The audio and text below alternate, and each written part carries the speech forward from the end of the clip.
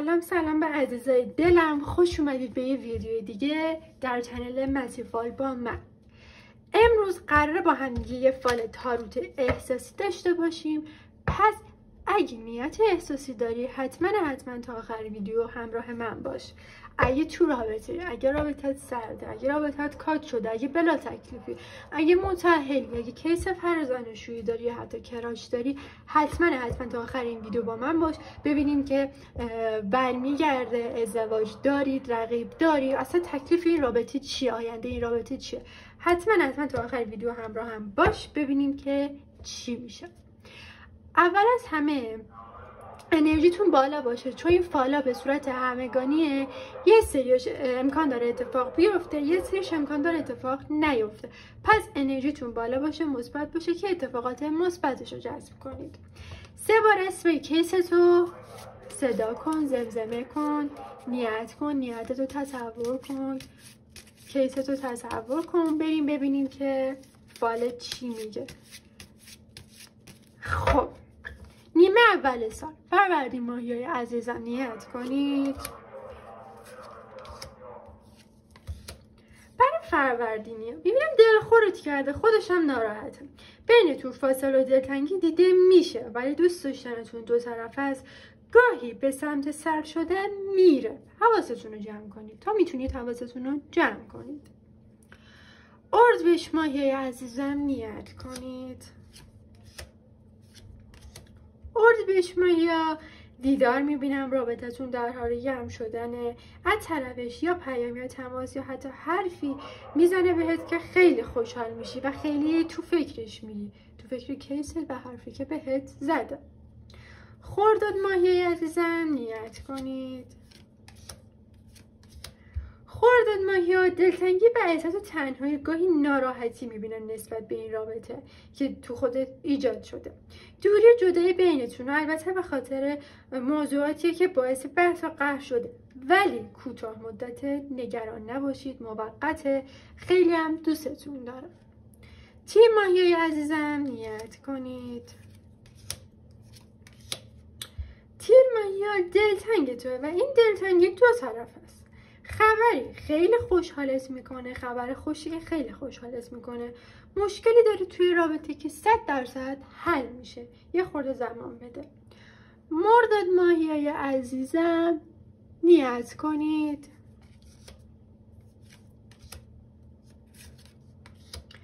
مرداد ماهیا نسبت به وفادار، ولی این رابطه دچار شک و تردید شده. در حال حاضر هم جدایی میبینم براتون و دوری که بنا به دلایلی، حالا امکان داره این فاصله دوری مکانی هم باشه ولی بیشتر احساسی هستش.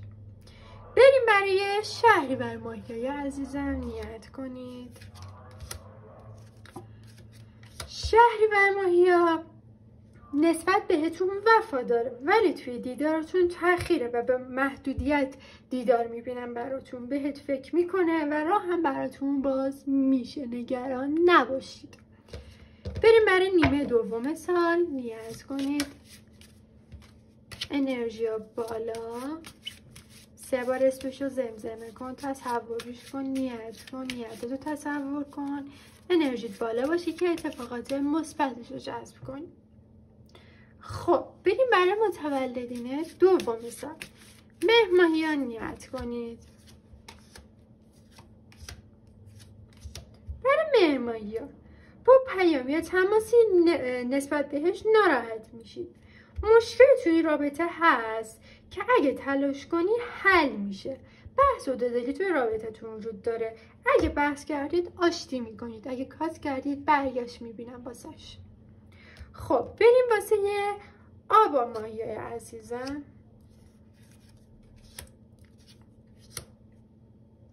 آب ماهیای عزیزم بهت فکر میکنه، به زودی با هم دیدار دارید. با یه پیشنهاد تازه و عاشقانه ممکن ازتون درخواستی هم داشته باشه. میتونه درخواست رابطه جنسی یا حتی درخواست ازدواج نامزدی باشه، پیشنهاد ازدواج، و رابطتون با این پیشنهاد گرم و گرمتر میشه.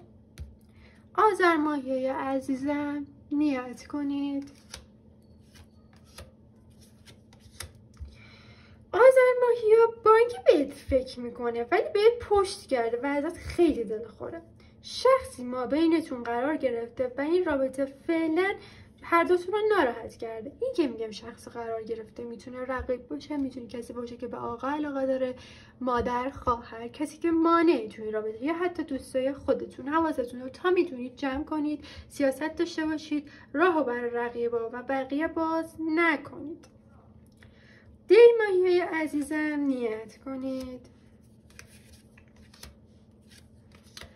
دی ماهیا نسبت به بدقولی میکنه و ازت دلخور. بهتره برای حفظ رابطت خودت تلاش کنی. خیلی خودشون ناراحت میبینم و اینکه اقدامی از سمت ایشون شکل بگیره ندیدم. بعد خودت دست بکارشی، خودت جلو بری، خودت این رابطه رو افزایش رو دستت بگیری. بریم برای بهمن ماهیای عزیزم.